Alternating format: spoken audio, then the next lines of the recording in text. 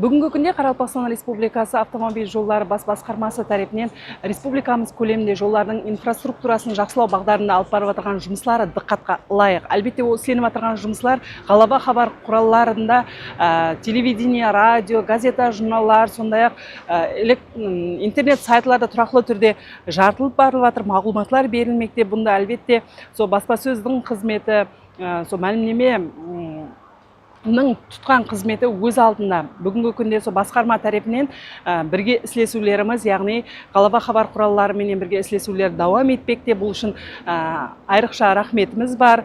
Яғни біздерге сол оператив түрде мағлұматларды жеткеруде еледе бірге іслесулерімізді давам етеміз.